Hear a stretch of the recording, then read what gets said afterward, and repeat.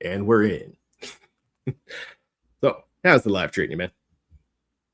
Life's good, man. It's been a crazy week, but it's the weekend, so happy for that. Mm, How about you, man? God, yeah. So the heat wave that's been wiping out pretty much everybody in the upper hemispheres is taking its toll on me as well. Yesterday, when I got out from work, it's one of those days where you drink like 2 gallons of water, you haven't used the restroom all day. It's just, Yeah, I know that. yeah, it's bad. So yeah, by the time I got home, I was a little worried that I'd be a little loopy, but then we had a little happy accident with the schedule, and here we are now. Perfect. Yep, Everything accidentally fell into place. yep. It Love it when a plan comes kind together. of kind of works. Yeah. But yeah, Well, hey, Friday's always the best day in my opinion. Best day of the week. ah, just because it's the beginning of the weekend. But yeah, basically because of the weekend. Yeah. Yeah, gotcha.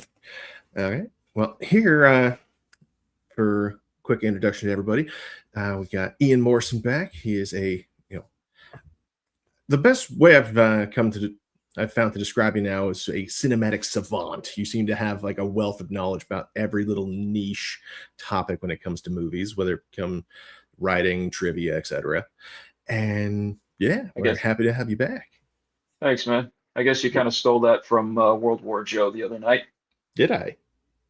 Yeah, I think that's the same thing he described me as, on the Hmm. other on Brawler stream.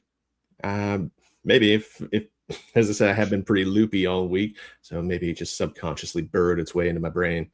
But if yeah, I'm definitely not going to take credit for it if you did. I like it, man. It's a better term for myself than I could have come up with. I don't know. You're a pretty decent writer. I saw your little blurb on Instagram there. That was pretty well put together. But yeah. So, quick background for everybody. Say recently, I simply asked you after your interview if there was any movie in particular that you had like a specific passion for, or you felt just didn't get enough love in general. And naturally, I should have seen it coming. You gave me a big old list of stuff. And one that you put a particular emphasis on was Forever Young from 1992, starring Mel Gibson. Yep. Was there anything in particular about that that really like got your attention or meant something to you? Well, I mean, just the movie stuck with me ever since I saw it as a kid. Yeah. The idea of a man out of time. I mean, it's not something that we haven't seen before, but it was something that I had seen for the first time. And Mel Gibson's performance, is always great. He Mm. always gives it 110% whenever he does a film. And this was definitely one of those performances that I think has gone unnoticed by most people that I think deserves a lot more credit from him, also from Jamie Lee Curtis and a young Elijah Wood before, Indeed. this was before I seen him in Lord of the Rings or anything like that. I mean, this was actually the first time I'd ever seen him in a film. Yeah, I And think this was like his first bigger movie. yeah, like, it wasn't like that first little scene he had in Back to the Future Part Two. Yeah. Yeah, he in No, this this is one his he first, actually, yeah, his first real like prominent role. yeah, something he actually got to sink his teeth into and really showed people that he was a really good actor. But Yeah. yeah, I'd say it's a even at the age very, of 10. yeah, That's I wild. believe he was 10 at that time. Yeah. But yeah, it Uh, was oh, sorry, Sorry, you go ahead. well, what I was gonna say was it's also really compelling story about a man who does this thing as a desperate act of trying to cope with the loss or the potential loss of his girlfriend, the woman that he loves and that he was literally about to propose to before she was unfortunately injured in an automobile accident and put her in a Mm, coma. And of mm, course, he's not sure she's going to wake up, but conveniently, his best friend is a scientist who's going to do this experiment, freeze a human being, and bring them back to life after that. And of course, he turns out he wakes up 50 years in the future Mm. finds out that he was completely discarded by the government, and everyone he knows is gone for the most part. It definitely is Captain America First Avenger before Captain America First Avenger, just without all the um without the World War II action sequences, fighting Hydra and stuff like that. Yeah, although he does definitely has some crazy reflexes straight out the gate, but we'll Yeah, get into that later. yeah, Uh, right now, I'm gonna have a little appetizer because this movie it reminded me of a very bizarre little series called Gunbuster. Now, I'm not looking to make this like a whole anime centric channel, but I do think it would be interesting to compare the writing and analyze a bit of the creative process just for people in general. And I think it'll get people's wheels turning and maybe think, a little bit outside the box when it comes to their own projects. Because Gunbuster, I think, is one of those perfect examples in an animated series where it all boils down to one idea or one big question. See, a lot of anime over in Japan, they have an interesting style like that where they'll just ask one big question, like, "What if you could, write somebody's name in a book and it killed them? What if everybody on planet Earth was petrified right now?" And then they use that big question to come up with all sorts of little answers. What would be the consequences of it? What kind of effects would that have on various characters? And they steadily build up the world from there. Here, the big question is, how would relativity affect relationships in general? And how would that affect people? Well, I suppose in general is just the best way to describe it. And I'm still a little fuzzy. But naturally, if you're going to be exploring something like relativity, you're going to have to you're going to be required to have an excuse to use it. And the way relativity works is the faster you go or the closer you get to the speed of light, the slower time moves for you in comparison to everybody else. So in this particular series, there's an example of somebody goes out on a 10-minute mission for them, and 6 months passes back at the station that they just deployed from. You get to have a really awkward conversation when they're still trying to recover from something, but everybody else has heard the news 6 months ago and has already had the time to actually like come to terms with it. You get really awkward moments where you'd be like, "Oh, I hope you're doing all right. I heard X, Y, or Z happened, and this just happened to you." And very few stories I've ever encountered actually explore little nuances like that. That was a really interesting series. yeah, Yeah. yeah. And I Yeah. definitely have always been interested in that aspect of time moving faster for one person, but for everybody else, it's it's just normal speed, and of course, just how the circumstances of that, both psychologically as well as uh physically, maybe, but I guess it's more psychological than physical. I mean, obviously we wouldn't know what the physical outcome of that would be, especially for somebody going at that speed, and if they somehow survived, what that would actually do to them. Mm. But Yeah, there is another character in there named Coach, or everybody just refers to him as that, who trains them throughout the whole series. And we learn near the end of the series that he has developed he's been heavily affected by radiation from his trips out in space, to the point where he's basically on his deathbed at one point, and the girls have to go on a mission that's going to cost another 6 months. He might not be back by the time they return, and that gives them a really tense moment up in space where one character in particular just doesn't know what to do. Like the forces around her are overwhelming, and every second of time that she's struggling to try to solve that particular problem is days and weeks that the man she loves is, steadily or creeping towards death. And that's a very unique problem. Yeah. Another reason that I thought about this series in particular, I know as a fact, if you haven't seen the ending to it, you're gonna fucking love it. Well, I did see a little bit of the ending through the that link that you sent me, which Yep. obviously is also linked into this film. So I did see that, and I thought like, oh, that is actually pretty interesting way to end this story. Yeah, Yeah. it's So like how many years is it that they jump ahead? yeah. So Or big. do you want to hold off on that? No, we'll jump straight into that. Okay. So just TLDR. Somehow, the scientists of Earth have successfully found a way to basically turn Jupiter into a black hole and basically suck up any potential like aliens that are going to be coming by to invade Earth. And as a result of them detonating this device, it pushes them forward 12,000 years into the future. I thought that was So, yeah. And then when they come back, let's see. I actually pulled it up, right?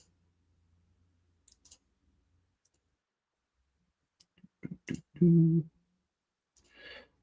we are. So they're just in shock. It's like 12,000 years have passed. They don't know if anybody survived. Mhm. The tectonic plates have shifted over the course of that period, so they don't even know where home is. Yeah, that is true. Yeah. Again, they're not getting any signals from Earth at all. So they're wondering, has mankind perished? It's interesting. I remember hearing it that for this last episode that the director didn't get the budget that they needed to finish this episode like they wanted to, so they Mm. could only just do it in black and white. They couldn't color it in like the rest of the show because of the budget. Interesting. I actually didn't know that. Yeah, But I yeah, think that's what it was. yeah.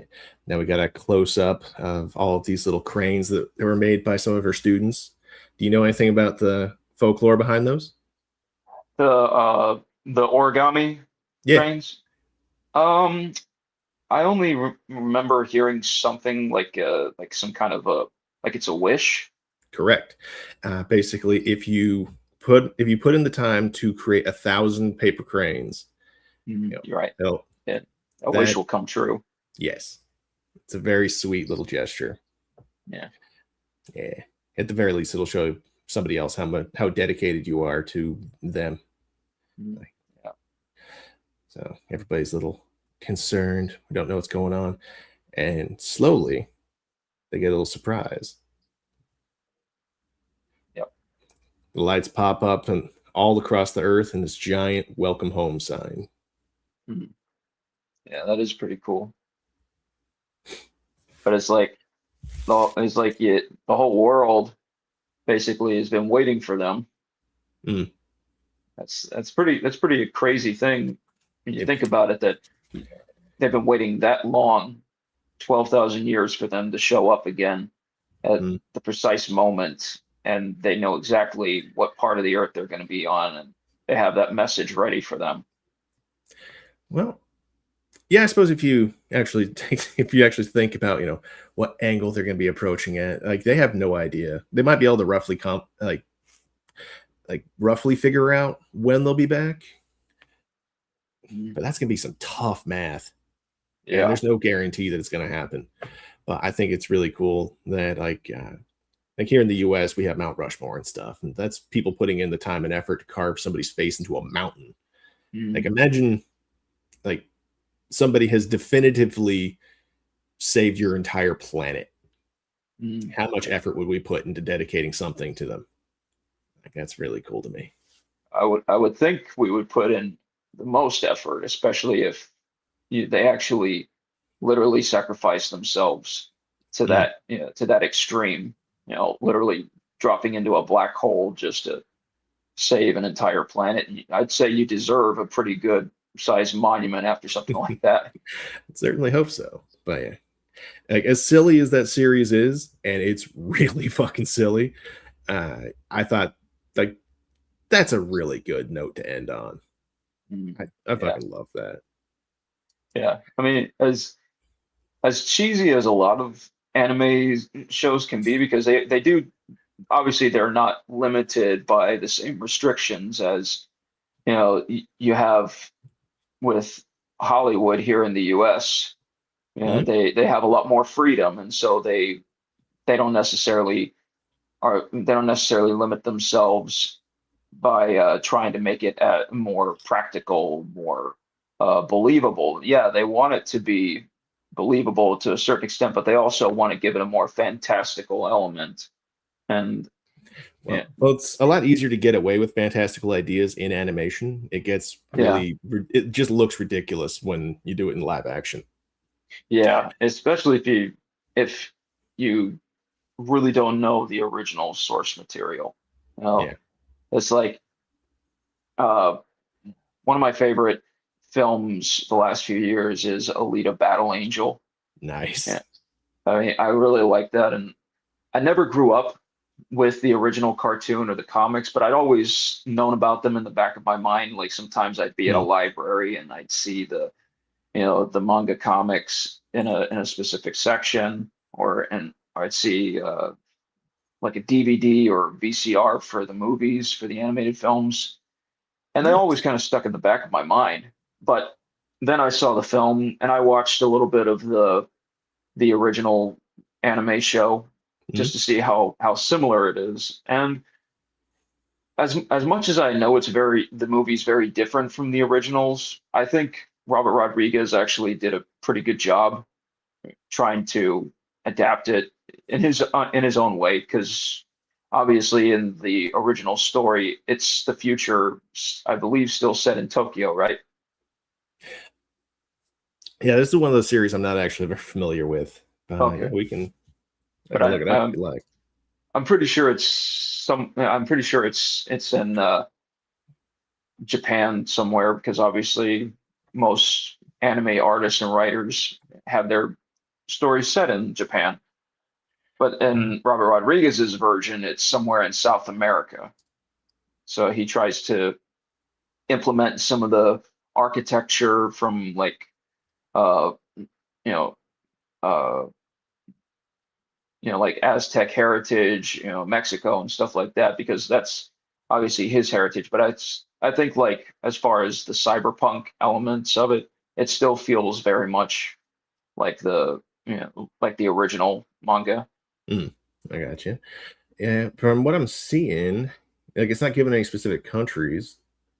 So I don't Okay, know. well then maybe it doesn't really matter whether. Not really. Like all that matters is what happens is more important than where. But yeah, either way. Like out of curiosity, when it comes to that particular like method of writing, can you think of anything off the top of your head that maybe you could be able to boil down to just one simple idea, Hmm, that seed from which the rest of the story just grows from?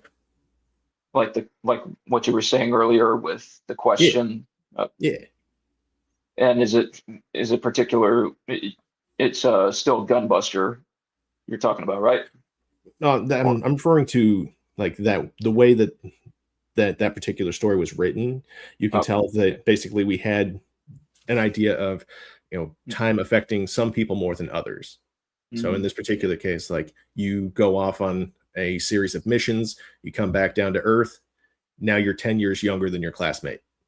mm, yeah, They have a kid. They've gotten married, had all sorts of life experiences, and somehow this character's 17, yeah.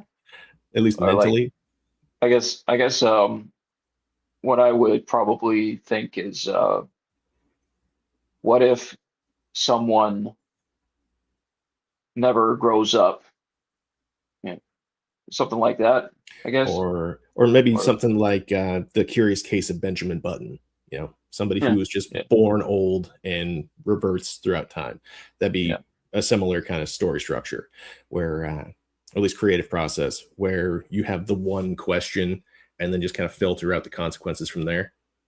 Or like, what if time stopped for you?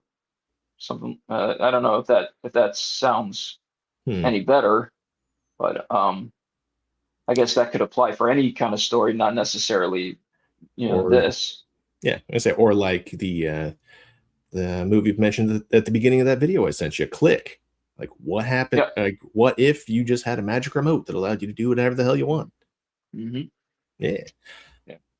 Or like, what if you could, like Interstellar, what if you could go into space to save the world, but the world moves on without you, which is basically what this is. I'd say more similarities with this and Interstellar than anything else. Yeah. But now, today we're focused on your movie of choice, Forever Young, which I also have pulled up right here. Also, fun fact, one of the earliest films written by J.J. Abrams. Ah, Of course, back then he was called Jeffrey Abrams. oh yeah, I got it pulled right here. If you want to, is there any particular part of it you'd like to jump to, or And you want to just go through the whole thing if you want? yeah, let's go through the whole thing if you'd like to All do right. that. Is this the trailer or the film? I got the film, Oh wow, or at cool. least I rented it here on YouTube. So Nice. yeah, not just not gonna steal anybody's work, but I Okay. will check it out. I I wouldn't think you would. Nah, I'm not that kind of guy. So yeah, we got this really chill intro, many seconds of just calm, chill sky, and Yep. out of nowhere, Mel Gibson crashes in 2 minutes in. Yep. He's Uh, testing a plane and it's not going well. In nope. fact, a gauge just shoots across the fucking uh, the whole fuselage. Yeah.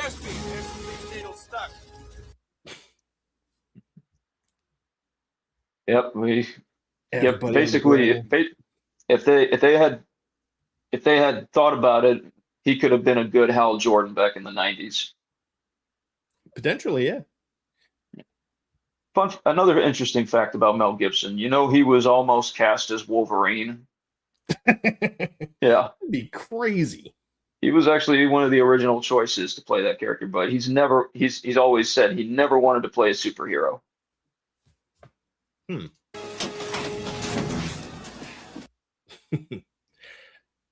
Somehow he successfully lands, or at least kind of crashes his way in and just Yep. busts his way out. She Yep. comes with a warranty, I'll take her. Got to have that little witty comeback after surviving a big crash like that. I suppose, but like any normal person, they'd be like shell shocked. But Yeah. this is just a normal day for him. And Not Mel Gibson, not yeah, Mad Mel.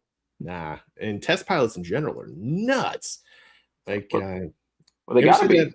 Yeah, but like, you ever see that episode of MythBusters where like they took all of the like aluminum off the sides of a plane, wrapped the whole thing in duct tape, and got a guy to fly it? No, I got to look that up. That's the kind of crazy shit that test pilots do, and he's one of them. Yeah. I mean, my granddad was a pilot in Vietnam. He was a naval aviator, so I can only imagine how crazy he would have been to have to, he wasn't a test pilot, but I think pilots in general are kind of crazy when you think about it, but they kind of have to be with all the, stuff they got to know and, flying, you know, flying at those top speeds and everything. Yeah, I say it's a very dynamic setting for hmm a lot of situations. You gotta again have your head on a swivel, be in constant communication with other planes and towers, and be fully aware of your surroundings, be able to adjust on the fly. Yeah, Yep. it'll take a certain kind of person. hmm Fun times. She doesn't need all that. This plane needs classic engines, not this new shit. And there's what's that actor's name again? I do not recall.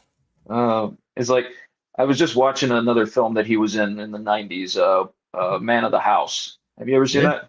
Yeah, Not that I recall. that's See, Chevy Chase and Jonathan Taylor Thomas, yeah, where so this is like George Wendt. George went, yeah, that's his name. He Yeah. actually, yeah, there's like Chevy Chase's Jonathan Taylor Thomas's soon-to-be stepdad, and basically Jonathan Taylor Thomas is trying to get rid of him, trying to break up his engagement to his mom. So he comes up with this crazy idea to have them join a father-son Indian group, who this guy is basically the chief, and they like to just hang out, dress up as Indians and everything, and at first it seems kind of stupid, but as they continue to hang out with the group, they come to respect them more as friends, and they also come to respect each other as well. On top of that, they get to go out on a really cool camping trip at the end. But Nice. Chevy Chase, he's a lawyer, and this mobster guy, is coming after him for some old beef between them. And of course, they have, this guy and his friends all help them out. It's a fun little family film and a Yeah, lot of good humor. You should definitely check it out. that's it. I might just have to.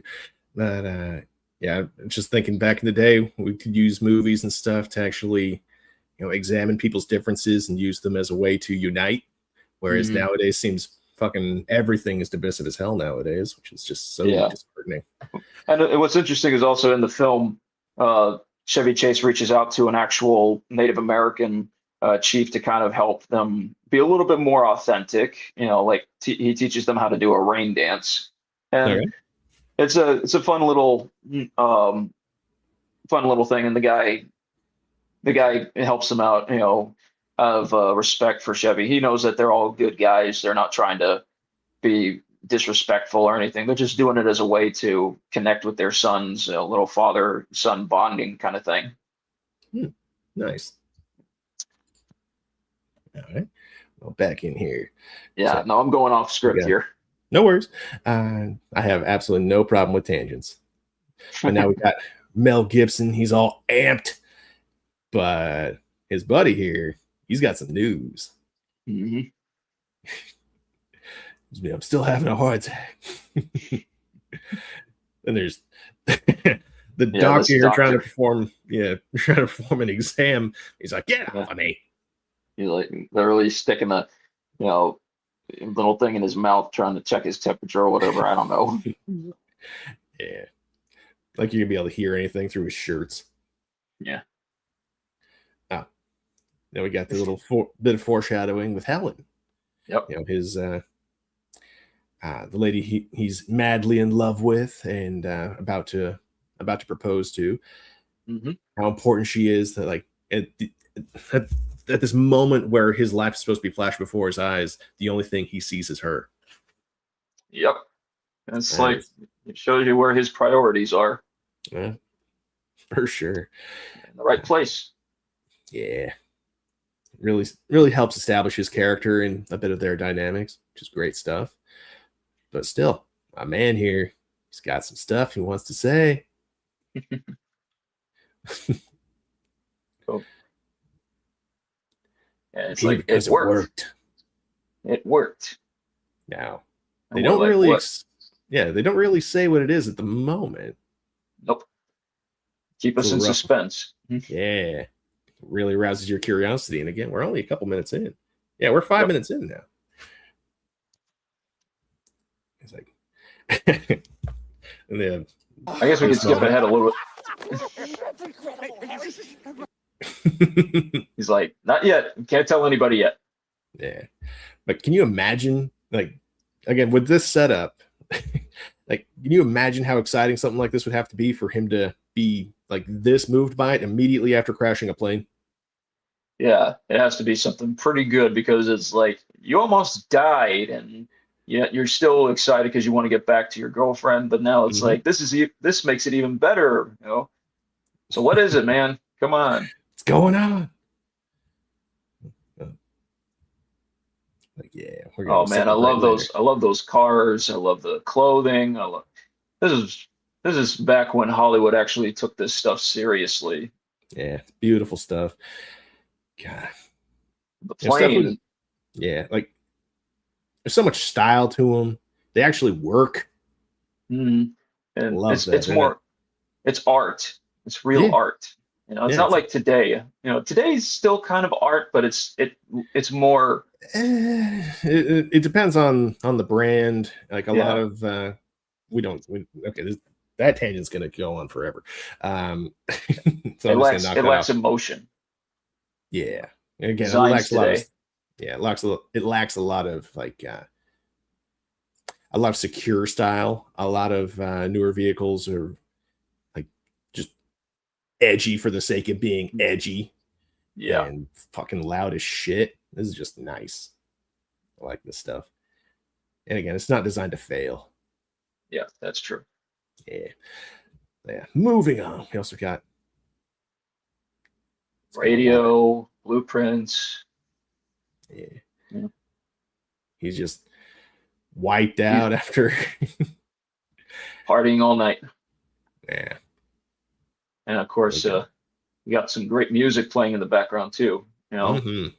uh, "Very Thought of You" by the great Billie Holiday. Yeah. This is the first time I ever heard this song, and this song's stuck with me. I've listened to the version of this song done by Nat King Cole, which is also a really great version. Nice. Music back then was just perfect. Well, getting some love in the chat. Hey Kyle, thank you, man. Cheers to you, bro. Indeed. I second that.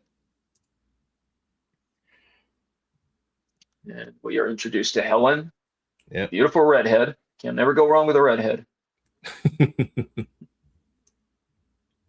Can confirm. But this is like a very different depiction of a relationship between a man and a woman. It's not like what's you see so much now where it's very overly sexualized or anything like that. I mean, Yeah. Yeah. it I would is, say carnal. yeah, Like a it's lot not of stuff. carnal.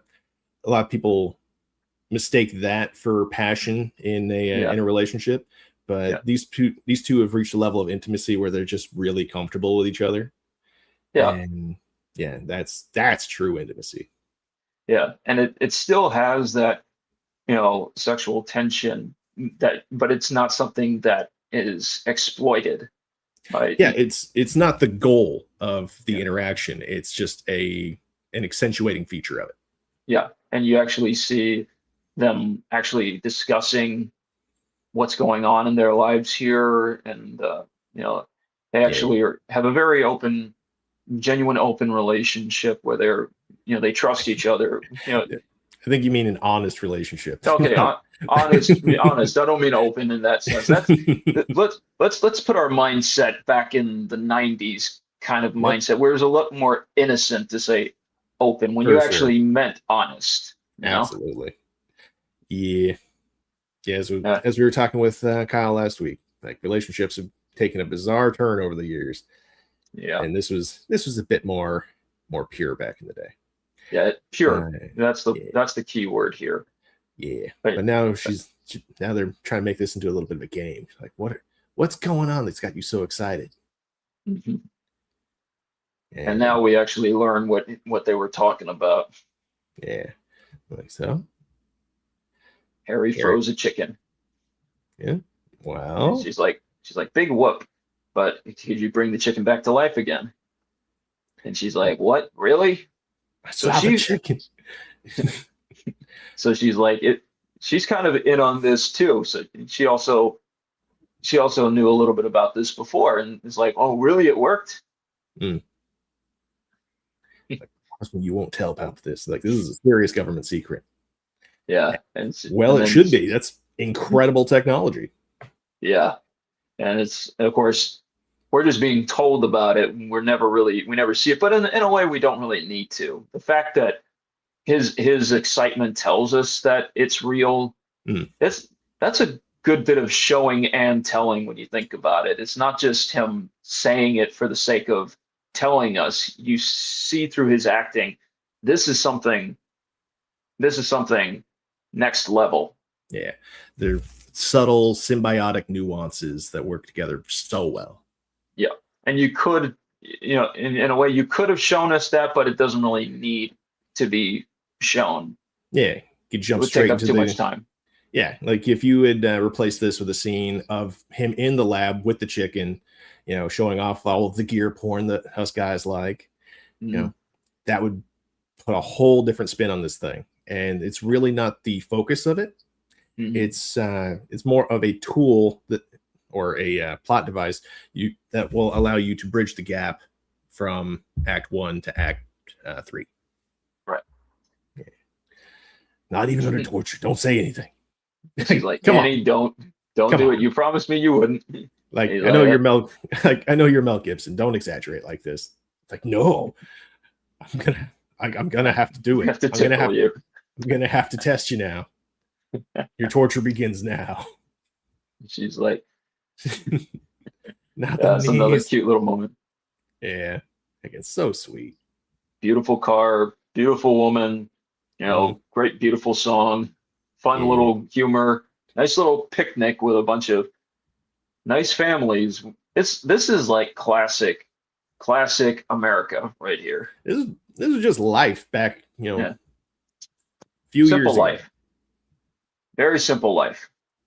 Mm. But of course, he's, Diners.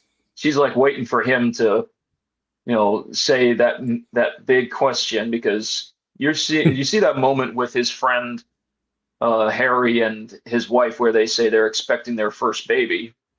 And you know that she wants it. He knows that she wants it, and he Mm. wants to give it to her, but he doesn't know how to say it. And this is a great moment where, we saw him earlier in the plane where it's like he's in control even when the plane was crashing. He still kept a level head. But here, this is like quintessential throwing him off his game. He's Yeah. nervous out of his mind. He wants to ask her to marry him, but he doesn't know how to do it, even though it's just so simple as saying those words, "Will you marry me?" Yeah. It should be so simple, but it's for him, it's throwing him for a loop.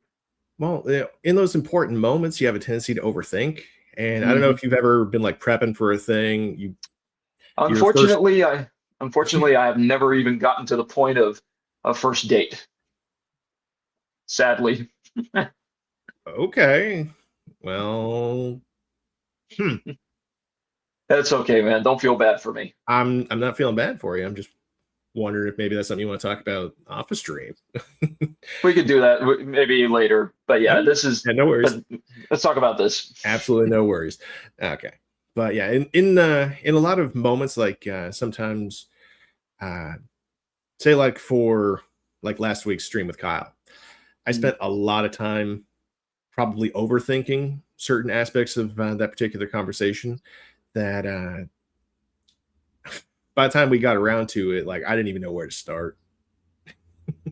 It was an absolute mess, at least in my head. But thankfully, that all went together pretty well. Again, cheers to Yeah. Kyle.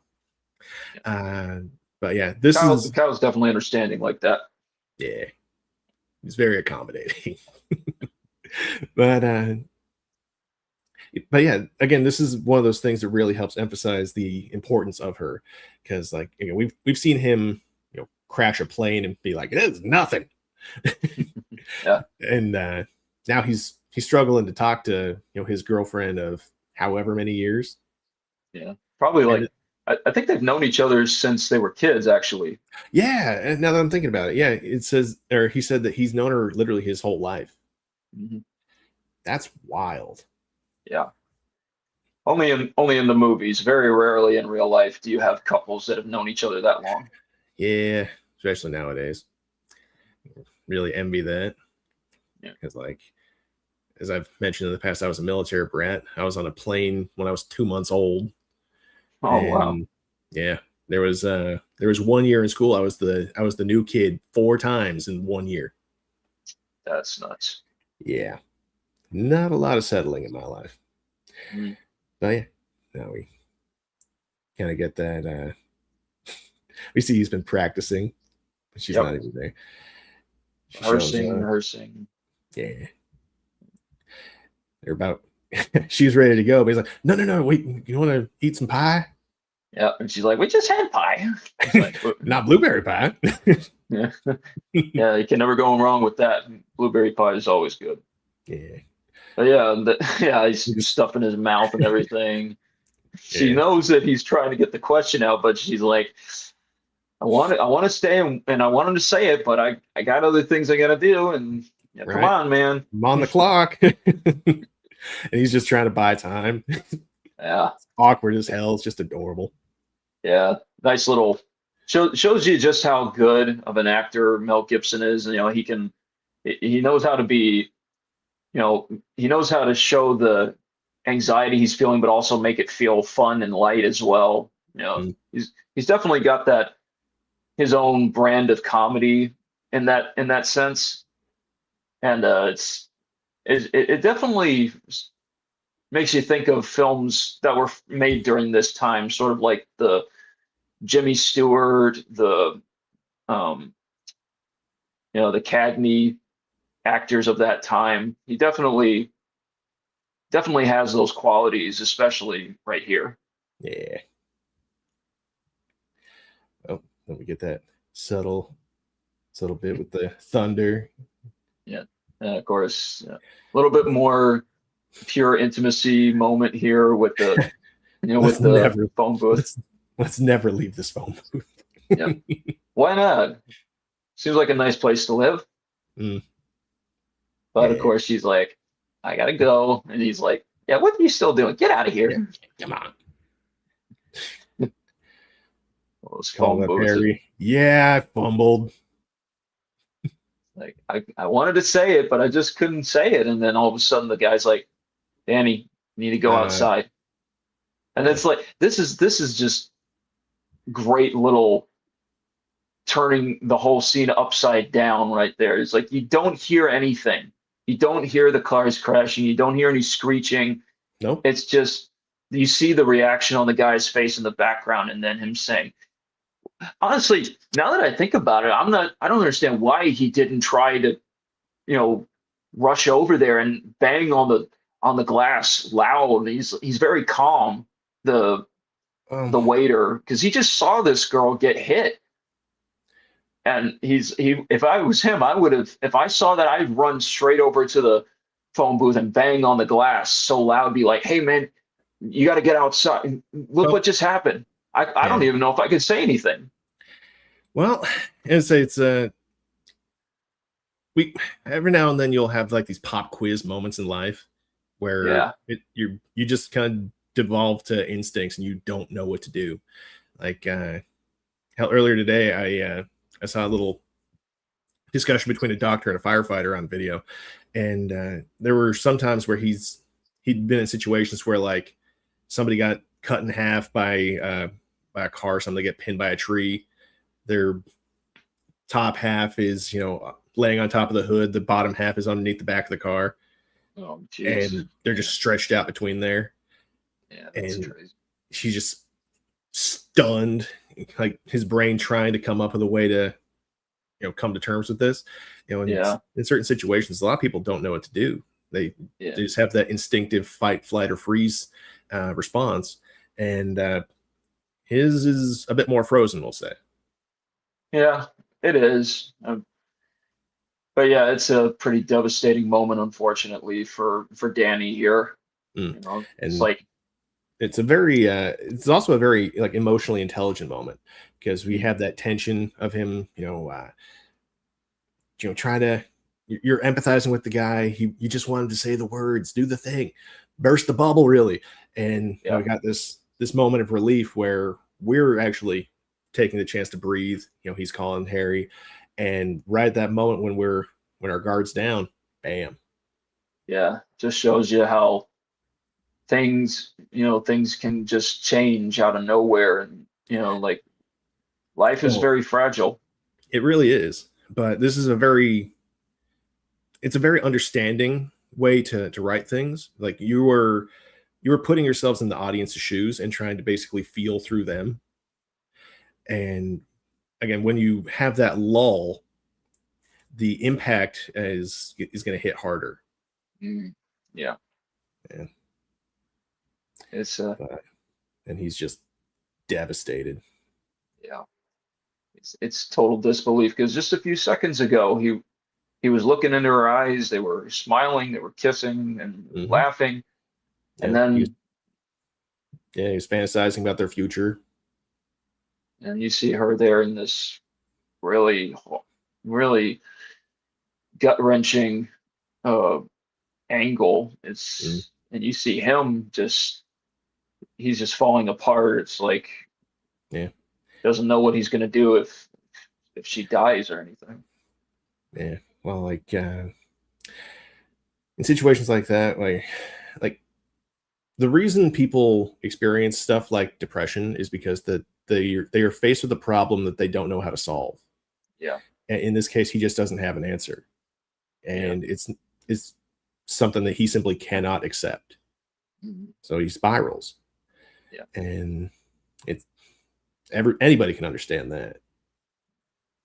And it's like Mel Gibson, of course, whenever he's whenever he has a character that's in a moment like this, where they're just torn down by life or they're just, they lose a loved one or something horrible has happened to them. He always sells that emotion in anything that he's in, whether it's Yeah, this or Patriot Lethal or Weapon. Braveheart. Yeah, Lethal Weapon, Braveheart. He just sells the man you know, who's just tortured on the inside. Mm, yeah, he's great. Yeah, And of course, he's pounding just on the door. isolated himself and his friends trying to get through to him, literally just wham, crashes in. When That's it's a on, heavy fucking duty door, dude. he's God like, damn, man. hey, Harry, how you doing? And he's like, Harry's a good friend that Oh he's yeah, willing to do that much just to get through to him. yeah, and he can get you a new door. Fuck that door. Mhm. And of course, he reminds him about his experiment and everything. Mm. Gives Says, you a hey, timeline. yep, She's been in a coma for 6 months, yeah. and I was thinking of her last words that be on repeat in his head that whole 6 months. And this is where he says how they've been in each other's lives since they were kids, and he's never known a moment in his life without her. Mm. And they used to play by the lighthouse, which comes in later on in the story. Said we'd grow old together, which is a little A little kind of foreshadowing. somewhat of a foreshadowing, not in the typical sense when you've watched this film, Yeah, but again, definitely very subtle. foreshadowing. Yeah, Very subtle. yeah. I don't have one single memory without her, Mm. and that just another example of how this is just tearing him apart. Mm. So moving on, telling him about the test.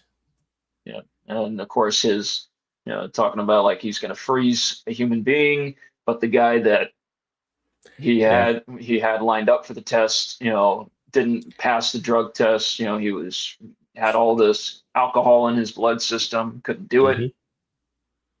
Yeah, And then that's when, they found 2 bottles of gin in his locker, and the experiment's done, pretty much. yep. And Uh, there's no way he can get it done without a decent human being. But then, of course, that's when Mel Gibson gets a moment of clarity. and I mean, this is not quite yet, but obviously he's going to get it. yeah. Right now we got that line. See, the beautiful thing about Charlie is the guy had no life, Yep. and that's exactly the position that Mel finds himself in. Yep. The thing that gave his life meaning is out of reach now. That's kind of depressing in and of itself that you have to have in order for an experiment like this to be a success, you have to find somebody who basically is willing to almost, guaranteed die.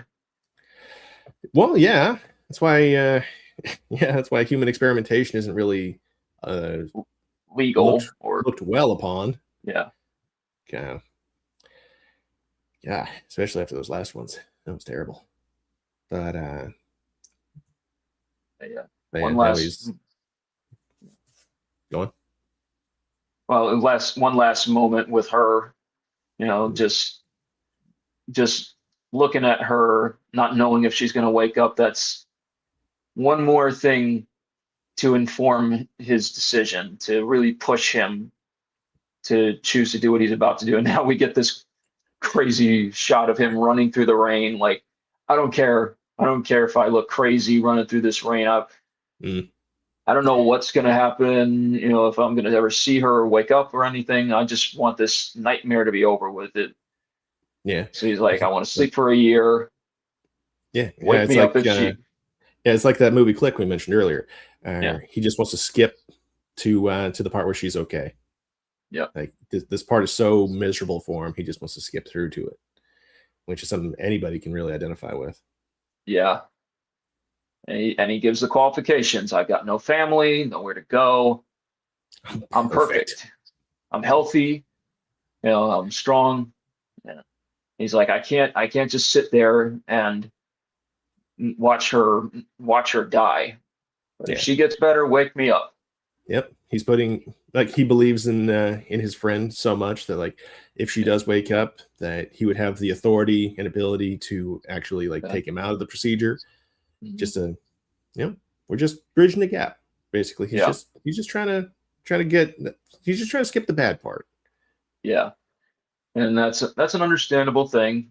But you also wonder, did he ever say to him what to do if she didn't wake up? But of course, Harry, being his good friend, isn't going to just leave him there if she doesn't wake up. No, that'd be absurd. Like the plan throughout the whole beginning here is that it's just going to be for a year. That's the whole project. Yeah. And then we get some nice little moments of flashbacks of them together, happier times, Mm, simpler times. Just yeah, really, really classic, beautiful love story. Just yeah. don't nobody sees anymore. Get a nice little biplane. You know, looks like the same biplane from The Kid, if you've ever seen that film. I don't recall. That's another little time travel movie that is a great film with Bruce Willis and Spencer Breslin. Where Yeah. you got him meeting his younger self from when he was a kid. Mm, Now we get to meet Elijah Wood. yeah. His eyes are the That same size. yeah. Yeah, still a hobbit. Yep. But I like now that when I watch this film and I see that moment of him and his friend in the treehouse and they're eating those Yeah. The Twinkies. Twinkies, that was fucking gross, dude. I used to like those things as a kid, and now I can't. But the And way kids eat, Jesus Christ, just okay. especially like I'm gonna him, make that everybody kid. else suffer with me because yeah, Got it's the good. dentist tomorrow? Ugh. Look, sucks. Who does that? God I have damn no, it! I have no idea. This kid is just he deserves what he gets later on at the dentist. Absolutely. And Jesus Christ, like, okay, I'll admit I wasn't sure this movie was going to get too much of a reaction out of me. I yelled at the movie 4 times Oh, really? Was this one of them? because of these two kids.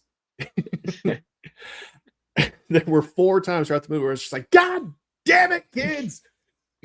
Is this one of them? Well, that one got an audible response. It did not have me yelling at the screen quite Okay. yet. You'll have to tell me which ones. Oh, I will. Don't you worry. And we also get to meet his mom, Jamie Lee Mhm. Curtis, and see that she's a single mom trying to get back out there with a coworker Yeah. that he likes her, and maybe she likes him too. It seems that they have feelings for each other. They might. Maybe. Like it's definitely more of a like we could make this work. Yeah, trying to see where this goes, test it Yeah. out. Like And even if then, it's not like the most passionate relationship ever, it would be healthy. And yeah, that's a lot better than most people could ask for. Yeah. And honestly, Jamie Lee Curtis, was she ever one of those actresses that you might have had something of a crush on? Me? Nah. Yeah, me neither. I mean, Like, she's nice. She's nice to look at and all that, but she kind of always. This was like the first film I ever saw her in, mm, so I grew up thinking of her as a mom. as a single mom. Yeah, I never really saw anything of her until like when she was younger, until it was like years later. But Yeah. yeah, she's nice. She's nice enough to look at. Mm. And look at that. Their relationship is going well enough, like with her and her kid. Like, you can invite him if you want. Yeah, he seems to. This is an interesting take on how a kid reacts to seeing his mom or seeing any of their parents start a new relationship with somebody else. Yeah. It's like, I don't know about you. I've been in that kid's position. It's Oh yeah, fucking weird sometimes. And yeah, like, this is a yeah, really good sign. yeah. Thankfully, yeah, my parents are still together. That's wonderful. I'm glad to hear it. Like, Yeah. maybe we'll invite him. We Oh got man, this fucking guy. this guy's a moron. I can't believe they actually let this guy in the military. Well, you don't have to score too high on the ASVAB. It That's true. just determines which jobs you qualify for. And also, this car, It's just it, beat to shit. It's made out of like four of them. it looks like trash, complete crap. And then of course you see the kid there. He's just come back from the dentist, and I He's all always fucked thought up. I thought that looked so disgusting. It is gross. And like, Like, and of course, like you have responsibilities, you twerps. yeah, but my mom and dad are in Vegas, and I'm not. He's like, I'm stuck with you, losers. I think you'd fit right in with them, buddy. Like, and I swear to God, if you get out of this car, I'll put a snake in your bed. I think that's what he right? says. Yeah. And of course, he's just standing there dealing with that guy. Yep. And of course, they run off and And sneak around. that was the first time I yelled because Oh they're at a yeah. military base. Like, what the fuck are you doing getting out of the car? I'd say the problem is more with the security in this place. How are these kids able to get in there Well, without somebody uh, seeing them? you know, like, on the one hand, you'd really wish it'd be harder for them, but on the other hand, if you've ever like kept up on military news, there have been occasions where guys just jump the fence. Hmm, yeah, Like I suppose. like Because there's an Air Force base a number of years back where a guy just hopped the fence and he wound up in several planes just checking him out. well, yeah, because I work on a military base, and Hmm. I mean, the security getting through there, I guess, because I got to go through I got to show my ID every day. Yeah. I only go through the one entrance, so I don't know about the other entrances. I would Well, I would think that the security there is actually pretty good. I have to believe that. yeah. Well, But I don't know you terribly well, but I'd like to think I'm a pretty decent judge of character. I'm certain that you have never once thought about ways you could milk the system or get around it. I mean, does just thinking about it is one thing, actually doing it is another. Yeah, but actually Man, like considering it versus thinking about it. That's what I I would mean. try. I mean, I definitely don't. I've never done that, but doesn't mean I haven't thought about it. I mean, we've all thought about it if we're being honest. Remember, the internet is forever. Choose your Yeah. words wisely. Oh well, and then I'll say this: I've never done it. There you go. Just Okay, as far as so anybody can prove. But then yeah, these fucking twerps like erase you in this warehouse full of shit. them running through that whole place and jumping on those things is a total safety hazard, and Absolutely. Like, yeah. and you have no idea how many times they could easily have fallen off those things and injured themselves. And there's nobody in there. There's nobody in there. Uh, Probably not even going to show up for hours if something did happen to them. Probably not. It's a warehouse. Like, unless people need something in it, there's nobody in there. And then Yeah, where'd they get fucking silly string? I have no idea. It's just convenient. It's in the script. Yeah, it's a very minor plot convenience. Yeah. But then they find the thing. Yeah, it's like, what And is that? and naturally, this is the second time I yelled. Oh yeah. Yeah. What When when they're this guy? twisting the knobs on the thing. You Oh, don't know okay. what the thing is, Yeah, it could be a nuke. right? Yeah, It could it be could be some. anything. What are you doing? You And then, of absolute course, retards. yeah, and they're acting like it's a submarine, going like, turn the gauge, turn the gauge, ooga, ooga, Yep. and then, And then they're like, whoa, what did we just do? And they open it. You're like, what's in there? A oh my vampire? god, it's cold. And And of they course open they. up the bag. Like, what did you think You he's gonna? you absolute nitwits. What the hell is wrong with you? Why are Of you course, doing this? of course, kids make stupid decisions, Mm-hmm. and there's like a. Whoa, he really does look like a vampire, doesn't he? Yeah, he does. He looks. Of course, he's butt naked. They're lucky they unzipped it as far as they did. Yeah. But then we have that. And he's like, "You think Angry he's dead?" He's dead. The classic. Oh man, that's so good. The looks on their faces, they're just selling it real good. And Do you suppose maybe what do you think of I the think, odds? Maybe they told him that that was like a fake, or just they just surprised him. who knows? Maybe they did tell them it was a fake, that it was a fake body or something like that. But it's like, how could they think it was fake when they just poked him? Well, if it's cold enough. Maybe. Yeah. But like, maybe they didn't even know he was going to do that. Actually, maybe they thought like he was just going to lay there, and then they ran out. But then, It's like that he, it's like that Alan Rickman scene in Die Hard where they just drop him out of nowhere. yeah, and of course that was the famous last shot that he did, and it was a good thing it was the last shot because he was pissed. Yeah, he was. Good times. But yeah, but yeah, they would have just. I'm surprised they. I bet they leaked a bit there. Probably. But yeah, this is like one of those moments where I actually started thinking about it a little bit. You know that after like 2 weeks, pretty much all of your muscle definition just goes away from lack of use. Oh, really? Yeah. Yeah. So that kind of took me out of it a little bit. Well, he definitely got in shape for that, at least for that scene. And now Yeah. we got them freaking out, yelling at him. There's a dead guy in there. We went inside there. Steven, we went inside there. There was a big thing. It was big and metal. It opened up. There's a dead guy inside. Just shut up. Not like- even trying to listen. He's like, If I if was I was cold, I'd cold, take your jacket also. That's a pretty stupid line. And of course, Yeah. he starts getting all abusive to these kids that just got traumatized. And the mom's just hearing them tell this story, and they're like, "We saw him; he was real." And she's like, "Well, if this gentleman was there, I'm pretty sure it was for a reason." Mhm. Like, she's writing it off. yeah, probably because she had a long day. Because she's a nurse, right? Yeah, she's a nurse at the hospital, so she's probably had a long day, and she's just not interested. Yep. Well, I don't know about nurses back in the 90s versus now, but nowadays it's not uncommon for them to work like a 12-hour shift. They haven't eaten all day. Yeah, that's probably true. Yeah. And we get this I imagine- beaut.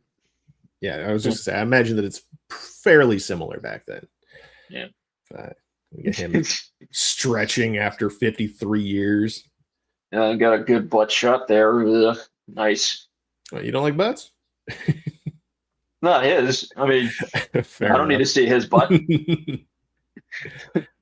But yeah, he's just coming out of there, and he's freezing and everything like that. He's really selling the physical strain of his body and everything. Like, Excuse me? Yeah, let's hear him a little bit. 3, 4, 2. Yeah, and that was the good one. yeah. And of course, the lady on the other line, man, public phone like that just takes you back Oh yeah. to the 90s and everything. Good times. But I don't think a very important detail that I didn't even really know about just because I don't look up the history of phones. But in the time that he was gone, like they went from fewer digits to 7. really. So yeah. Hmm. So when he's trying to look up somebody, they're like, I have no idea what the fuck you're even talking about, dude. Yeah.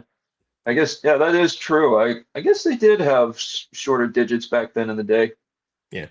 You need 7 digits, sir. Uh-oh. And then she just hangs up on him. Yeah. Sees a helicopter. He's like, "What kind of plane is that?" And then Wings Yeah. of Freedom, 1992. And then he starts putting it together. He's like, Oh, I went down in 39. Oh no. he gives his one line that he says throughout the film. He's like, "Oh, brother." Oh yeah. That's it. Of course, Oh, brother. yeah. And then he comes back to the base. Everything's changed. Yeah.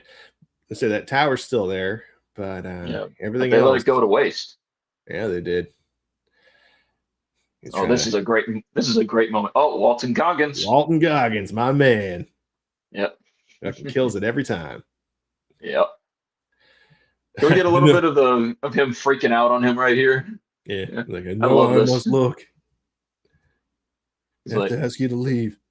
he's like, Real number 241988539. I guess- know your name too.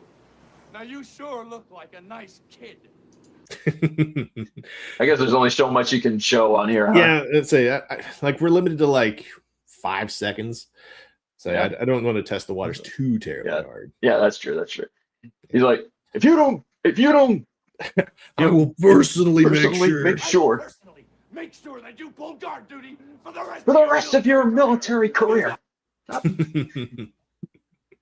Trying to pull rank when he's looking homeless. Yeah. I think that's the only scene that Walton Goggins gets in the whole film. Well, yeah, to be fair. Like that was pretty early in his career. Yeah. Right. And then, of course, you got this guy here, and he's telling him the story about Harry Finley and the test and everything, how he woke up in a warehouse. Mm-hmm. And this guy is just, it seems like he might be taking him seriously for a brief second. Yeah. But then we get the reveal. Yep.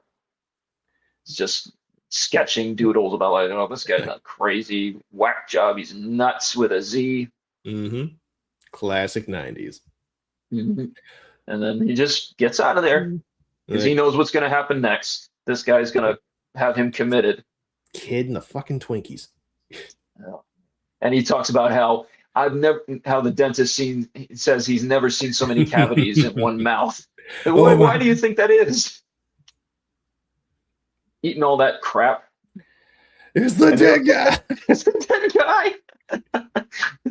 And what's their big idea? Where do they run to? The treehouse. Naturally. How are they gonna? They're trapped. They just trapped themselves. If you think about it, if he really was a serial killer, they just trapped themselves in there. Jesus, this is the second time I yelled. One thing you can bet on with kids in movies in the 90s is they can always have these little freakouts and act stupid and be loud, and you're like, man, can these kids just shut up? But no, they're just talking out their ass and rambling. It's just absolutely nuts. And he's trying to get some info out of them. God damn it. Like, what do you mean there are no guards there? It's just a bunch of junk. And that's when he realizes, wow, I really was worth nothing to these guys. But then, like, how could it have ended up like that? I thought Harry was going to wake me up after a year. Yeah. So now he's looking for Harry. Yep. Now this kid's called a phone book. Yeah. Back when we had enough public trust that you could just give your info out and people could look it up. Well, we still do technically. Just it's like it's still basically the same, but now it's like way more information than just our address. Now it's like we're giving away our whole lives. Well, that's people scraping our info more often than not. But yeah, anyway, now he's calling them one by one, trying to find out where his boy is. And then Trying to he's find like, somebody that knows him. like, I'm talking to a machine. Yeah. Yeah. Again, that was another thing I didn't know about, like when answering machines were invented. I used this for my history class. Yeah. I never got to use one of those things. Me neither. But yeah, then he gets kind of one of those like interstellar crash courses. Oh, look, Oh, it's the sister from Homeward Bound. Oh, fucking Homeward Bound always makes me sad to think about. Sassy's little girl. Yeah. And another redhead too. Mm-hmm. We're seeing a Sure. trend here in this film. Like, all the guys, the main guys a really parallel. like redheads. Yeah, it's a parallel. Something that they can have in common. Yeah. You got a big cut too. Super cool. That awkward little, moment between a young boy who has no idea how to talk to girls. Mm. Of course, you got Mel talking to the librarian here, and of course, Yeah. he kind of pleads to her, and she's just looking at this man's eyes, piercing blue eyes, just looking back at her. You could tell she likes him. Yeah. For sure. God. Probably like the 39. stereotypical librarian woman who doesn't go out on a lot of dates. Eh, So when a nice looking guy like Mel Gibson is talking to her and looking at her that intently, it definitely leaves an impression. God. I say he looks a little old for her, but people were aging significantly stronger back then. Yeah. And she might be into older guys, who knows? Maybe. Either way, I'm sure it wouldn't be that big of a deal. Yeah. But yeah, like he's got nothing to his name. She's saying the normal process is going to take 6 weeks. It's like, come on, can you please do something to make that? Just please. And I think he says it's a matter of life and death, something like that. Yeah. Yeah. But And he's trying to come to terms with everything. He's got Air Jordans to squeeze now. He's got a fucked up Slinky there behind him. yeah. Well, what do you expect? A kid like that, what else is he gonna get him? It's not like he can cook him a good meal. Yeah. Now they Just give give him him junk juice food. packs. They give him juice boxes and a sandwich. Yeah. And the Chronicle of America. Mm-hmm. We can learn all about the horrors of World War II. Yep. Yeah, it's got fucking like 6 of these things. I can only imagine how hard it was for him to be able to sit up in that tree house like that. Because well, after 50 some odd years of lying down, probably not that bad. maybe not. Yeah, Oh, so this we got guy. this fucker. It's like, how could she have? What was she ever seen in this moron? And we get oh man, yeah. Yeah. He comes in there. He's the hero. He uses his old classic boxing skills. Yeah, just counterpunching him. Mhm. Let this guy make the move, make a mistake. That'll give you an opening. Yeah. Plus, the guy's drunk, obviously, so he's pretty easy to take down. Yeah. Poor Jamie Lee Curtis is just sitting there, just completely traumatized by what just happened. But she kind of, he helps her collect herself and everything. Yeah. Yeah. And Now it's like the nurse in her takes over. her instincts it gives her kicking in. Yeah, it gives her something else to think about, get her mind off what just happened. Yep. And of course, it's an interesting meet cute as well. It's definitely not the idyllic one you want, but classic damsel in distress. Hero comes to her rescue, and now she's like, she's taken with him. It was sort of. Well, Not just yet, but sort of. Yeah. You see the pieces are starting to fall into place here. God, her expressions are great though. Oh yeah. But like, yeah, in those situations when it comes to like whenever you have the opportunity to really like unload your personal issues on somebody else, a lot of people will mistake that receptiveness as like a level of care uh, that is being reciprocated, basically. That it makes it really easy to like quote unquote catch feelings or whatever. And yeah. So that might be what she's projecting onto him a little bit. Yeah. But it's understandable. Mm. I mean, especially when something like that just happened. But now the kids come home. Thank God they weren't there earlier. Thank God they were out at somebody else's house. For sure. Because you don't want to expose kids to that. No. But of course they're like, whoa, he's in the house. How did that happen? The dynamics have changed. I thought you were going to be our little secret in the treehouse. Yeah. And he's like, well, you helped your mom out with this loser. And of course she's going out of her way to help him. Mm. Of course, if there's anybody, if it was a totally different situation where find some random guy just hanging out in your kid's backyard, you'd kick him out of the house. Dude, if I found somebody hanging out in my kid's treehouse, I would light it on fire. Yeah.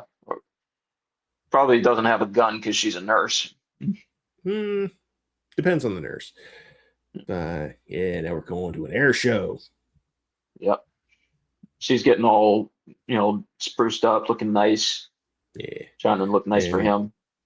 He's got to take a little trip to try to find his buddy Finley. But it's not him. I don't know you at all.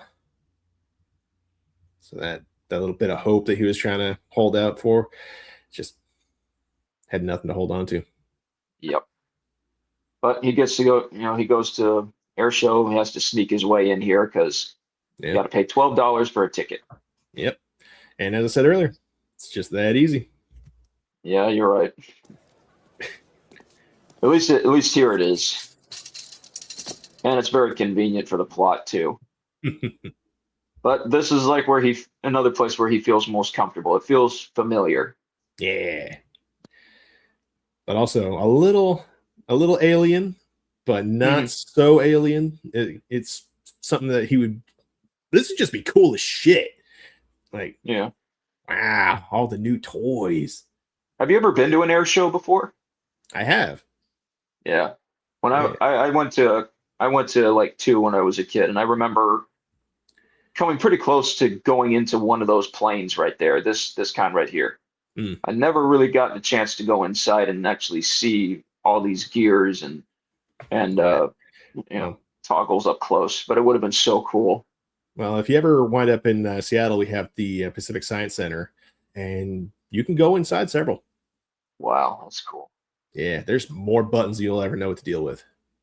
Oh, I bet. I mean, that's the other thing about being a pilot that I don't know if I could ever do is like having to memorize all these buttons and these levers and what they, what engine part they link to and turn on and stuff, and the flaps, the engine and everything like that. Yeah. Dials also, like. Yeah, this is the one that shot across his across the room very early on. He's like, oh, all reliable right there. Look at that. Talking to the librarian and of course more bad news. Yeah, more bad. That kid is another one that annoyed me. He's like just sitting there whining. Well, yeah, as you're stuck in a place you don't want to be. There's nothing to do. And of course, whatever. Jamie Lee Curtis shows up. She's like, "Quit following me, okay?"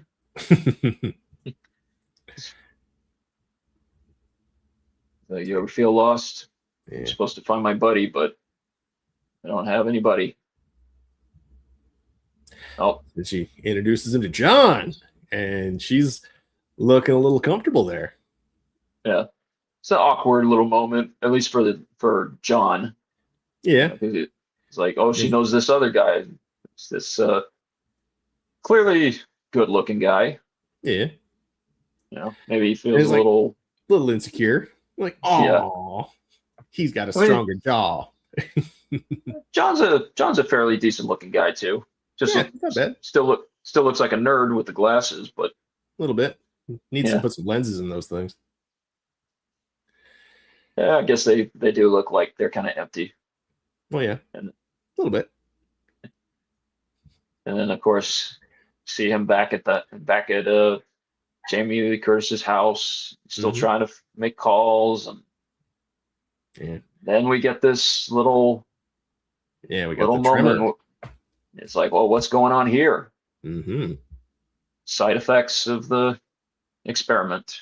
Yeah, but he just hasn't quite figured out what it is, how it's going to affect him.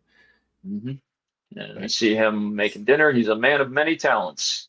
He can Indeed. fly, he can box, he can cook. He dress himself. Yep, he actually dresses himself like a grown up. I like it.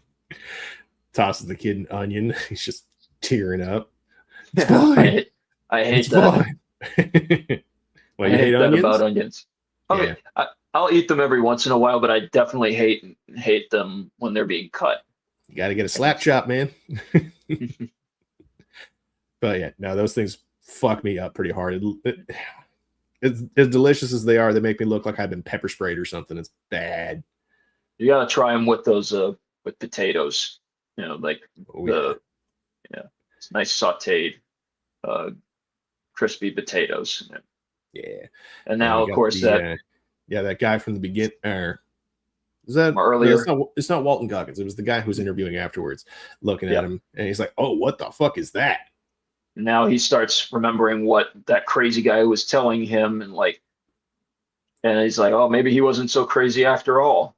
Yeah, might be a little something But- on that. But it's like, how does he know if that's the thing that Daniel was talking to him about? Hmm. Has he ever seen it before? Did he see a picture of it or something, or had he heard about it before? I don't know. Yeah. Sorry, go ahead. Yeah, I said, Oh, yeah. I was just saying maybe to you, but now we got her, Jamie Lee Curtis, telling this graphic story about how she had to resuscitate a guy's heart, where the guy wakes up mid-procedure while she's beating it for him. She says, "You're Heart. holding my heart." Yeah. And how that just really made her melt. What'd you say? Yes, I am. And that little, there's so much subtlety in her expressions. Yeah, Jamie Lee Curtis is really a good actress. That's like one of those nepo babies that actually made it work for them. Yeah, And she's all. you don't really think about her parents whenever you're I didn't seeing even- her in a movie. Yeah, I didn't even know she was a nepo baby. Yeah, her mom was Janet Leigh. Huh. Yeah, which it makes sense why she was in the Halloween movies later. Gotcha. And of course, her dad was Tony Curtis. Good to know. But then she got the extra little detail that she was super touched by. Like, he sent me a box Yeah. of chocolates. They're in the shape of a heart. Yeah, and of course, John shows up because they had a date that she Yep. forgot about. Yep. Because She- Mel was over here cooking for her. It's like it's the first time in a long time a man's made dinner for her, and it's actually a good dinner. Because she burnt the last one. Yeah, he fucked up that steak, man. I don't even know how you pulled it off. And he's just Poor sitting there guy. all awkward in his wet Poor trench guy. coat. This is awkward. Yeah, like He said, and he feels says, like "I he's hear being you're a pushed pilot." out. Yeah. Yeah. It's like, It's fun. It's a fun little moment. yeah. Well, you're a So doctor. you're a doctor. Yeah. Yes. You're You're a pilot. And of course, she's just trying to get ready, but there's a leak and everything, and now it feels like it's going to hold her up, and they're going to have to cancel the date. But he's like, "No, don't worry, I can fix Nah, this." nah. Yeah. Yeah. It's like, you go do your thing. I'm gonna go. You kids have fun. You get the girl. I'm gonna take care of her. It's Like every another one of his thing. gifts. Another one of Yeah. his gifts is fixing things. Yeah. Steadily turning into a Gary Stew. And of course, now this guy is making calls, making inquiries about this experiment.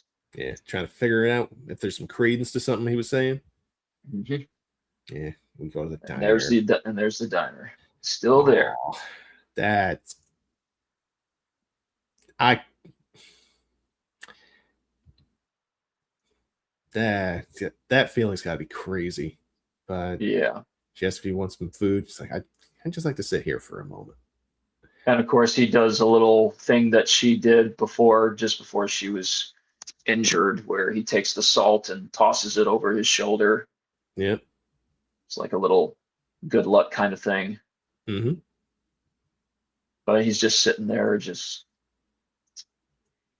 Yeah. it's just a beautiful moment, a little pause on things. And Yeah. that's And such a cool diner. yeah, and note how the time that when words the time that we saw the camera pan out like that earlier was when he was sitting beside his wife, Mhm. and now he's sitting beside her memory. Yeah. It's a good parallel. Sitting in the exact seat that she was sitting in across from him. Yeah. Out of curiosity, do you think maybe he should have been sitting in his old chair and not in hers? No, I think it's more compelling emotionally that he's trying to sit in the exact same spot that she was. I guess it makes him feel even closer to her. Maybe. Uh, Yeah, I'd like to think that like, as far as people go, we would want to like in that particular memory, he's going to have the setup in his head. I would like to think that he would try to match it up visually, but also that wouldn't really work well with this particular shot. Like mm, that yeah, just from a photographer's perspective, it would look a lot better this way versus the other way. yeah. Because if he was sitting in the exact same position he was in, that would mean kind of like they'd have to start at the opposite angle Mm-hmm. on the facing towards him, and then when they pull back, I mean, obviously they'd have to either if they wanted to have this same shot here, they'd have to kind of pull back and then turn as they're Yeah, pulling back away. Otherwise, the only thing they could do is like just pull back straight from the opposite angle, so you'd see the other side of the street. yeah. But from this way, you can see him. The diner's looking like a lot more aesthetically pleasing from this particular angle. Yeah, and plus you also get the name of the diner in there just for like if Yeah, anybody wants to go visit this place, Jake's Diner. just 5 minutes down the road, Yep. they got pancakes and pie. Yeah. I've always wanted to go to a diner like that anyways, but who knows? Maybe the food's not that good. I beg to differ, sir. I've had food in a like over here fucking years ago. There's a little diner in a in an old like trolley car. They just Oh, like sweet. yeah, like there were some decommissioned railroad tracks that had a train on them. They just turned them into a restaurant. Well, then So I I see definitely gotta him. check it out if I'm ever there. Yeah. So I'll show And you. that's Let's see. If you ever do come up, I'll let you fire off the flamethrower. cool. And we got this nice little moment here between them where he's trying to be, asking him his advice on how to get a Yeah, girl to like you. yeah, because his dad isn't in the situation, so he has no one else to go to in this particular case. Yep. Plus, it's like, who else? It's like he's seen how he is with other girls, with older girls. So it's like he feels like he's a lot more confident. I want to be like him. Yeah, But he tells him, yeah, he gives put him her out of your mind. yeah, gives him the worst advice ever. Yeah, because he's thinking about like how he had a great girl, he loved her, and he was gonna ask her to marry her, but then it was all taken away from him, and he feels like, well, this kid's probably gonna, what if the Oh, same thing happens to him? yeah, I suppose that could be like a protective instinct that like the suffering he's going through, he wouldn't wish on anybody else. Yeah, But at the same time, like that suffering is absolutely worth it. yeah, Like one of I cannot tell you how many times like I've mentioned a silly scene from God of War Ragnarok where Faye is telling Kratos that like basically the final chapter of every love story is tragic. Mm. Like there's none of them have a happy ending. Somebody's gonna die, or somebody's gonna die first, basically. Yeah, But that is true. every chapter that leads up to that last one makes the pain absolutely worth it. Mm. Yeah, it's true. But yeah, it's and also didn't he have another seizure or another? Yeah. He did. He has another spasm on the roof. He Falls off. Almost. Almost completely, yeah. But you see, starting to step up. Problem's getting worse. He doesn't know what's going on. And you see how his hand is starting to look a little bit there. It's starting to look almost pale. Well, I mean, other than having all that tape wrapped on him with the bandage, yeah, I'd say like that might just be a natural like a focusing error. Like just because we're mostly focused on the bandage itself, it might wash out the rest of his hand. It's no big deal. And we got his first interaction with a CD, Billie Holiday. Just like, risking your life to save my underwear. she's like, "Oh, you like her?" Mm. And she's like, "I just think the old records sound better somehow." Mm. And starts playing that song, "The very thought of you, and I forget to do." That's such a beautiful song. Yeah, it is. And of course, he starts having all those memories, and she sees that he's struggling with something. She doesn't know, but she can tell it's triggering a sense of loss or something. Well, yeah, like the dude left the room. Like you don't need to know anything about psychology to be able to put those two together. Clearly something's wrong. Yeah. And, Plus, like, so she, as a nurse, she probably deals with a lot of, people dealing with depression. yeah. And as it says here, like she knows what it feels like. She's lost somebody too. And of course, she starts to comfort him. Yeah. Gives him a little hug. Yeah. And then it goes a little too far. Yep. Like all of a sudden he's back there with Helen. Mm. She's back with her husband, but then they come back to reality and like, Yeah. oh no, I'm so You sorry. have self-control and self-awareness. Yeah. That's a pretty interesting little moment there between Mel Gibson and Jamie Lee Curtis, because it's like, I don't know what that must have been like for them. It's because they were both very well-established movie stars at that point. Mm-hmm. So to see them on the screen having a little moment like that it's definitely something that is, if they had done another movie where they actually were a real couple, that would have been nice to see. That would have been cool. But then we get a really important moment. He has his little light bulb. He wakes up the kid. Like, Nate, wake up. Remember that girl you were talking about? I should. Yep. You do. Very next time you see her, you're all nervous. Just let go.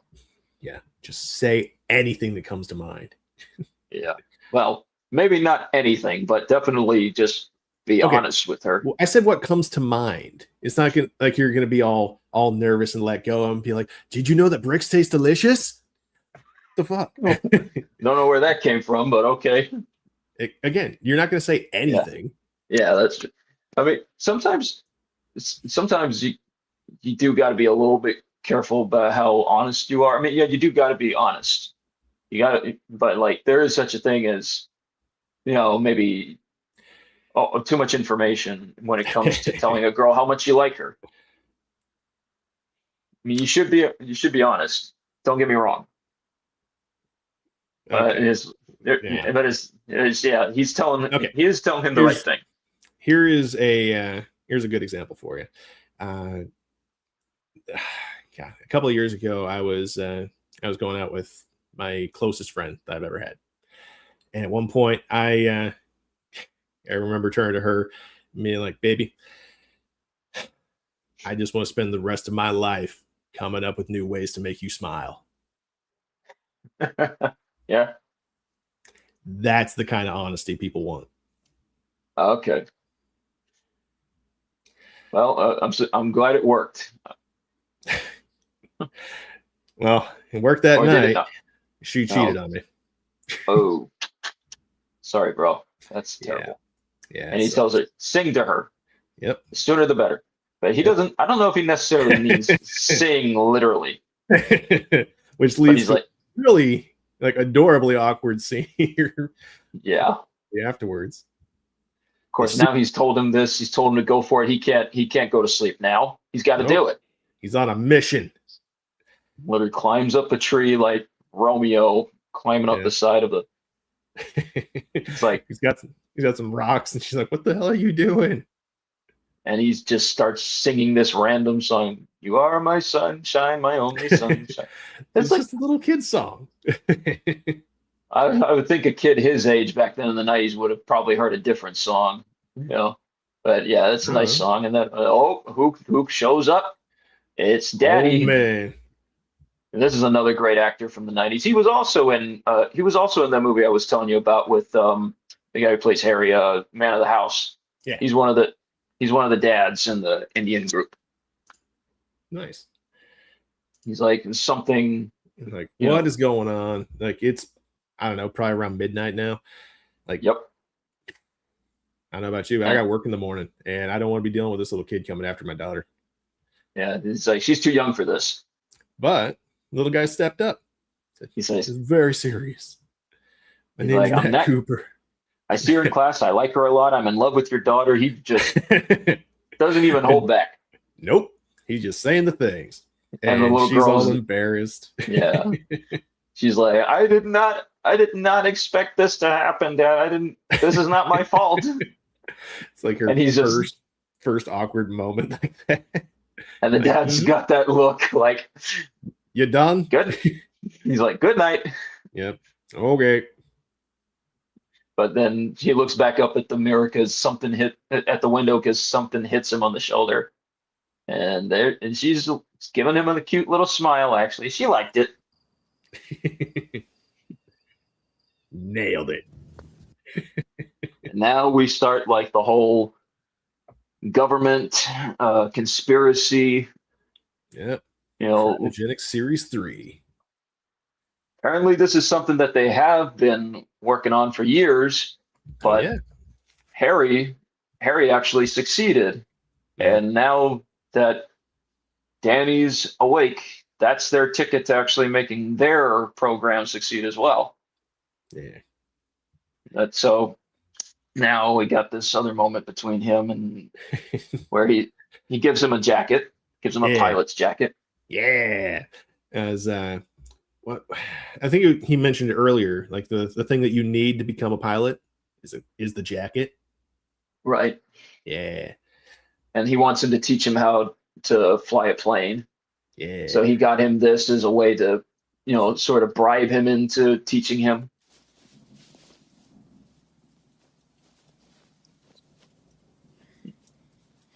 It's looking That's good. Pretty cool, Jack. Yeah. Hell yeah. They're like, okay, we're doing this. He's got this. Got the door stoppers and little light switches and stuff made in this hodgepodge thing just to replicate the all the controls, and they're just going to town. Yeah, it's pretty cool. This is like classic 90s kids makeshift, setup, having fun, pretending. Yeah, back when kids had imaginations. Yep. Man, that was a great scene.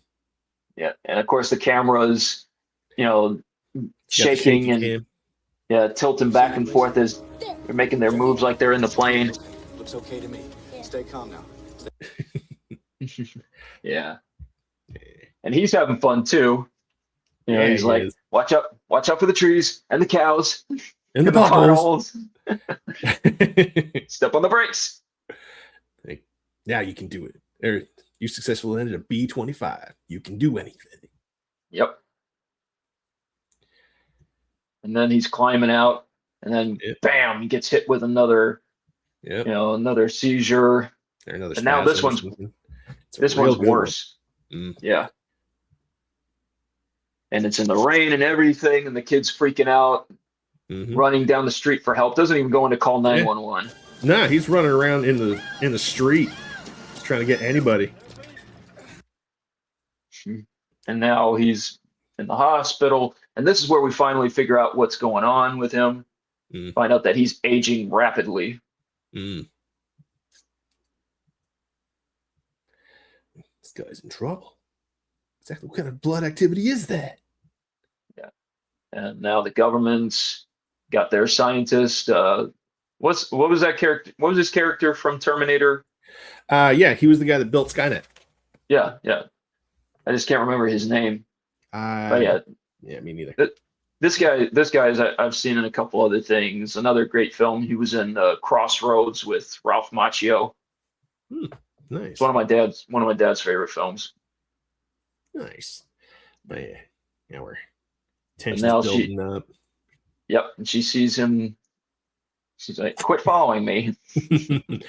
Ken trying to break the tension. Great line. Yeah. He's like, again, oh brother. And now he's got some gray streaks in there. He's really looking old. Mm. And I wonder if that's a wig or that they just dye it. I think they dyed it. Okay.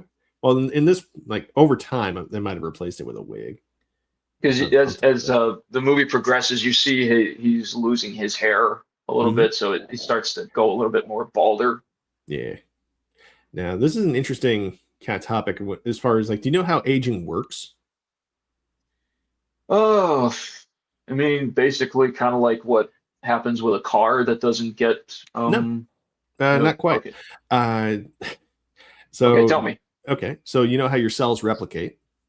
Right. Well, in the center of each one of them is that long strand of DNA, and as they split, that strand of DNA gets cut in half. Right, and over time, the more and more they split, it's like they can only go so far. Right. Yeah. Yeah. Yeah.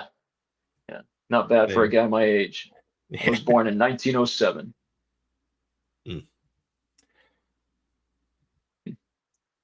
And he tells her about the machine. And now she talks with John, and he says he is he's got what looks like a mutated form of progeria. Progeria. It's like geriatric. Oh, geriatric. Yeah. Getting old. But like advancing, like pro. Yep. And she's like, "Is he gonna die?" I don't know. But she's like, "I got to get him out of here." Yep. I need you on my side. We're a team. Let's do this. And it's like, well, if you really want this girl to like you, man, you better help her.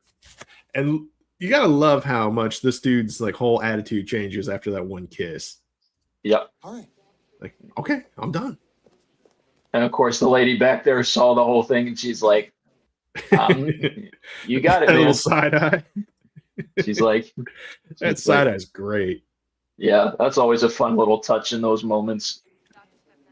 And he's kind of tilting his head like and walking, strutting like, "Yeah, man, I know I got it." I finally got that win I was after. And of course, in the chair, loser. We're going on a ride. Yep. Trying to sneak around. He's keeping those guys distracted and everything, leading them. Yep, I'll lead them to you right here. Let's go.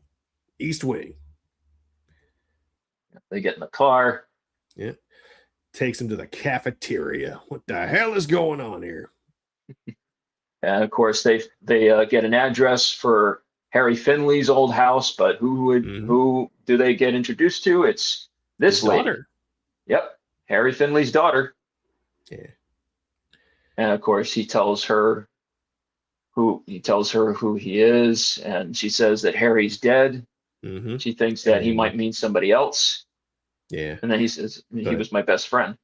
Yeah, but like this moment, like he's been hunting down Harry this whole time. Like that's his one hope, and now he's gone. Yeah. Like that. Like there's only 20 minutes left in the movie. Like the tension's about as high as it's gonna get. Yeah. And This is a nice little quick pause on that tension that you're talking about, where it's like I was his best friend, and then she's like, Daniel?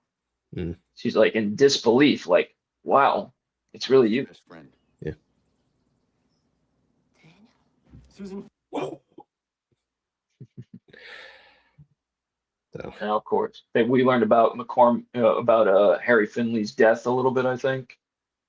You know? yeah, we learned that he probably had like a heart attack or something. He was a bigger guy, and all of This his science projects just fell through the cracks. and this scientist here basically criticizes this captain or lieutenant or whoever he is about like how they just completely ditched this guy, just left him in this machine. Yeah, for again 50 years. You had one of the most important projects in human history, and you just left it to rot. Left it to corrode in a warehouse. And yeah, and to be fair, like it was a very highly like secret project, but at the same time, like the frustration's understandable on both sides. Yeah, which is great. Thought it was a water heater, dude. and now they're Weird going fucking through all, water heater. yeah. Oh, He sees a photo of her, and going through all of Harry's old boxes of research of his experiment. Yep. I say we got the Equations, chemicals, and everything. well, say right now he's looking at the aging process line, and like Yep. the when you're preserving somebody, apparently like there's only so long it can go. Which is why we're only going to have it for a year. Yeah. Yep. And- Aging irreversible. Yep. Time only goes one way, man. So it's like he's already looking a little more thin up there.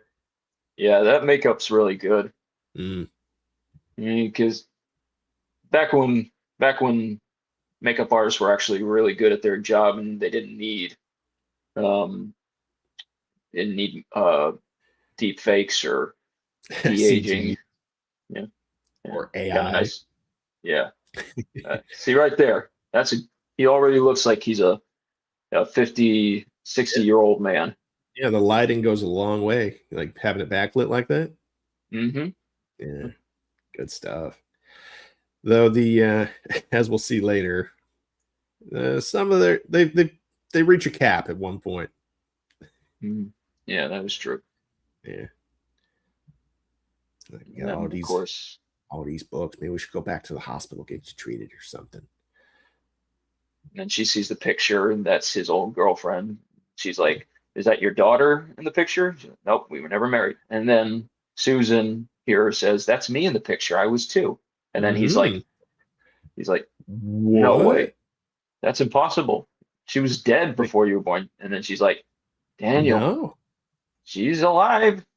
And he's like, Yeah. "What? Yeah, She's alive?" it's like a roller coaster, really. Like after all that downward thrust, it's shooting him right back up. Yep. He's like, and then he finds out that she did get married, but her husband sadly passed away. Yeah, So which she's 53 years. Yeah. That's fair. Yeah, it's understandable. She probably thought that Daniel had died in the experiment too. And that's why she never heard anything back. Yeah, or like I forget when exactly Finley passed away, but if he's the only one that knows where he is, like that must have been horrible for her. Yeah. And, But now and here comes the government. Yep. We find out how bad Mama can drive. Yep. He's like, "You drive like me." But he's like, "No, we got to get in a plane. I can't." Yep. He's aging faster and faster. Yep. She crashes right through the barricade. We're going in. Got some Oh, final now- words for the young man. Again, makeup is already advancing again. Mhm. Ooh, And then they sneak in through the fence, well, leave him there, yeah. get this nice little moment here. He's like, "You're holding my heart." Oh. She's taking out the blocks, and we're gonna go on a ride. And yeah, Like, yeah, not today, you guys. And she's getting Yeah. all, yeah, she's defending him, but he's like, dude, we're on the same team, dude. and of course, this guy tells her about like, The we have been trying to figure this out for years, and Harry Finley actually succeeded. And Yep. Yep. We've been trying to pick up the scraps and just haven't been able to work it out yet. and now she's like, well, I might have something that's even better. And she gives him all the research of Harry Finley's, but then she looks in the back of the car. He's Yep. gone. The kid's gone. She knows where he is. He's on the Yep. plane. Which, Stupid kid. yeah, this was the last time I yelled at him. And I'm like, God damn it, kid! How'd you get in there? Two, He's like- why? And he's like, you forgot your jacket. Right? Stupid But, kid. But also, like, legit though, how'd he get in there? There was the one door, and And his mom, his the mom and shut it behind him. So Yeah. yeah. unless he Ooh. gotten to the plane before they got there and he knew where they were going to go. Well, they But- left him in the car, but maybe while they were hugging, he snuck in there. But it's just a little hole. Maybe. Yeah. And- Look at that makeup. Yeah, that is really good makeup. You got some liver spots on him. Yeah, and creases on his neck. Yep.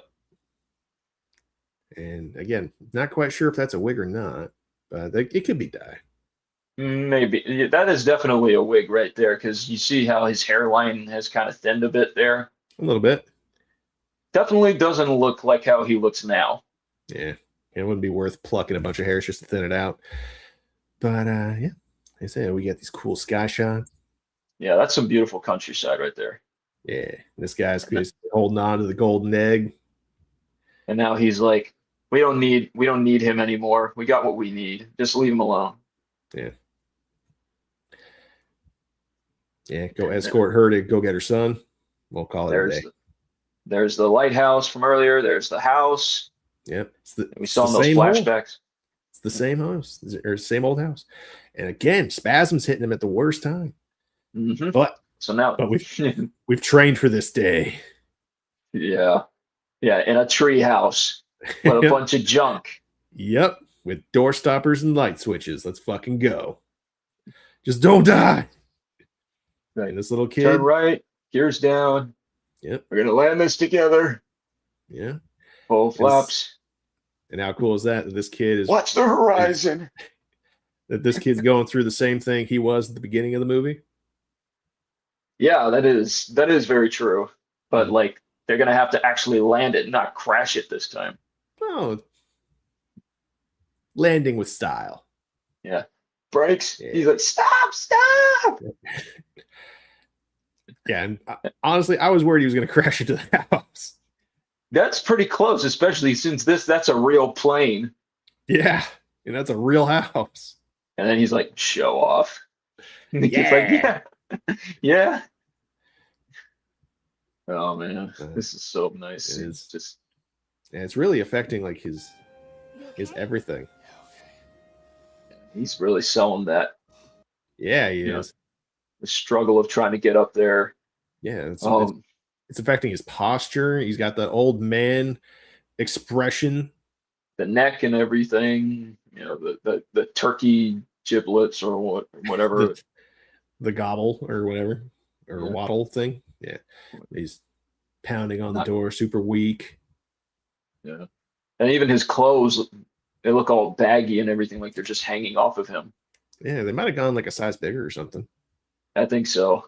It's the only logical. I don't think he like went full method and starved himself during production. That just wouldn't have made Nah, sense. Yeah, he's not Christian Bale or whoever.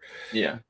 But Yeah. he's like, he looks out there and now he's like, Wait, did I just Like, see did I something? fail?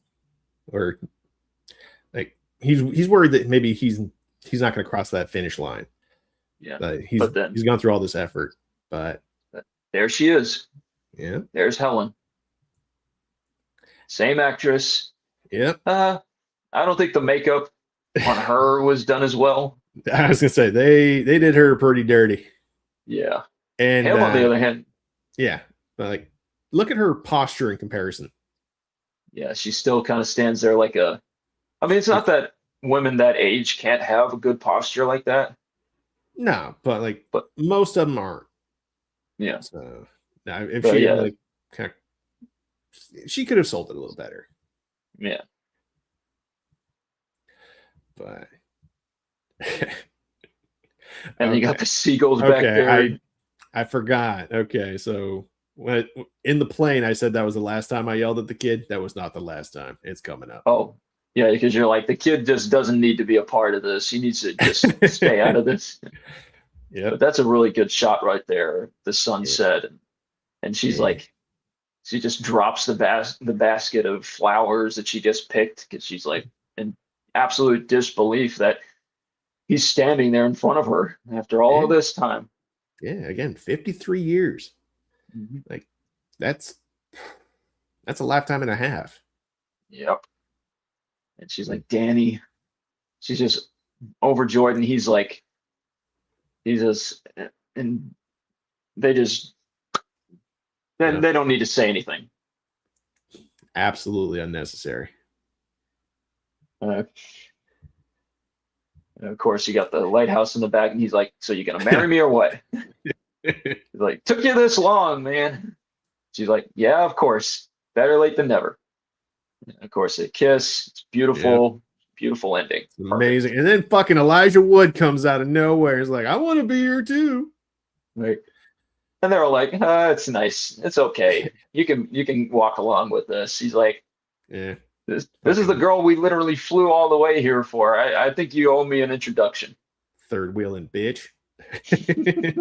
And that's where the movie ends. Yep. Oh god. Good Uh, stuff. Produced by Warner Brothers and Icon Productions, Mel Gibson's company. Hell yeah. So, yeah. A bit of an underappreciated gem of the 90s, but yeah, it was fun to go Absolutely. back to. Yeah. So many great movies from the 90s that most people never even heard of. Yeah, I'll admit, like there you've listed off a number of them that like I was in the 90s. I don't recall those at all. But also Yep. in 92, I had other priorities. That was just before family moved off to Japan, and I got my initial obsession with anime. Yeah, that makes sense. That makes Yeah. sense. But hey, Yeah, you get to expose that stuff in the culture that you're living in. Best way to yep, figure it out. pretty much. So yeah. Any final thoughts on the movie? Oh man, it's just one of those great films, to go back to, especially if it's a day when you can't really think of anything else to watch, you can't find anything new. You just go back to something simple like that. It's a beautiful story, you Hmm. know, it's very simple. Yeah, very. And but if you like to think of movies kind of like meals for your mind, Mhm. then that one is a very nutritious one. Like Yeah, there's so many little details that are so very well put together. And even if it's not like the most complicated plot ever, like yeah, it's solid. It's a yeah. just meal for your brain. It's definitely not complicated at all. I mean, they don't focus too much on the scientific aspects of it, just enough to Hmm. understand the logistics of it. But the main point of the story is just seeing him uh, trying to find meaning again in a completely different timeline after everything he's lost, finding it in this relationship that he builds with Elijah and his mom. Hmm. But then, of course, it all pays off in the end when finds out that Helen is still alive. It's like, well, he still has something from his own life to live for. Yeah. And even if their time together is short, they can live it with absolutely no regrets. And that's a Yep. lot more than most Most people people will can ever say. have. Yeah. Yep. And yeah. It's a chance, it's a second chance at life together. Well, And it's interesting. You hear stories about couples who were together years and years earlier when they were younger, but it never worked out. And then by some miracle, they reconnect all these years later when they've had a life and they're in their, the last legs of their life, and they decide, you know what, we're back together. We still love each other. Let's just make it count this time, and let's actually get married. yeah. Let's just put in the work and Yep. And live it out. Yep. So yeah, good times. Yep. So that was a really nice tight 2 hours. Do you have any other streams that you might be joining here in the near future? Not right now. I mean, we'll be, I just did the one with Brawler this week. Well, we'll see what he comes up with the next few weeks, and he'll reach out to me, and I'll post about it when it comes up. Sounds good. Yep. As for myself, next week I'll be bringing Luca on. Oh, nice. There have been a number of times when thought maybe he could be. I think that there's just a solid chance that maybe he just doesn't know what to look for as far as like little details to point out. So my goal is to show him a couple of examples of I want to show him the movie Triumph of the Heart, and I know he likes his Marvel heroes, but we're gonna dive into a DC villain, and I'm gonna show him Joker. Yeah. Good choice. Because Joker's got a lot of little details. Yeah, a lot to work with. Yeah. And Triumph of the Heart it came out last year or so. And again, really straightforward plot. But it was one of those movies where it immediately struck me as like, this is the perfect movie to like educate somebody on when it comes to like seeing the differences in quality when it comes to stuff like cinematography, acting in general, the performances and how they should evolve over time, but they just don't. It's a great way to notice all the little facets that combine to make a film, and it'll make it a lot easier to notice them in other stuff in the future. So I think that would be a perfect one for him. So yeah, we'll be coming back here on the 15th. All right. Yeah. So yeah. I'll definitely be looking out for that. Sounds good. I look forward to hearing any thoughts you want to offer in chat. Your input's always appreciated. And might be a few weeks if you want to do this again. But yeah, I'd love to have you back on. I'd love to come back on whenever you want me to, bro. It's great talks. Thank you much. Well, till next time, best wishes to everybody. And y'all take care.